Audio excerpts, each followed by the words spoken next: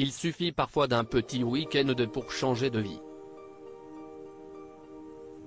Bien conscient de cela, Géraldine Maillet et son compagnon Daniel Riolo ont décidé de partir pour le Maroc afin de profiter du soleil et de la piscine, mais aussi et surtout pour participer à un tournoi de poker organisé par la radio RMC.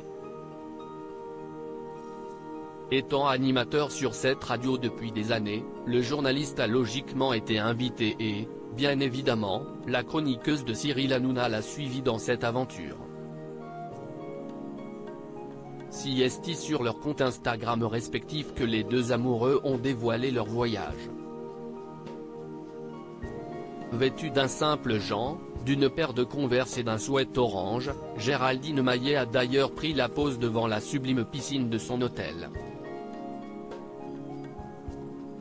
Décontractée, elle affiche un sourire radieux de bonheur. Week-end de poker avec le plus beau ciel bleu, écrit-elle en légende de cette photo postée en story, voir le diaporama. De son côté, Daniel Riolo est un peu plus sérieux puisqu'il a passé la journée autour d'une table de poker. Sur son propre compte Instagram, il a reposté une photo de ce moment où il joue gros face à ses rivaux. Pour l'instant, on ne connaît pas l'issue de la partie.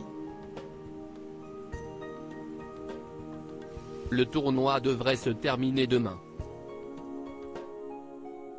Espérons pour que le couple que la finalité soit celle espérée.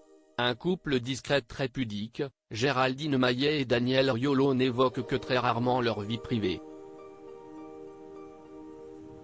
Aussi, les confidences des deux tourtereaux se font très rares. En 2017, alors qu'elle venait tout juste d'accepter le poste de chroniqueuse au sein de la bande de Touche pas à mon poste, Géraldine Maillet avait révélé avoir rencontré l'homme de sa vie par hasard, au Salon du Livre.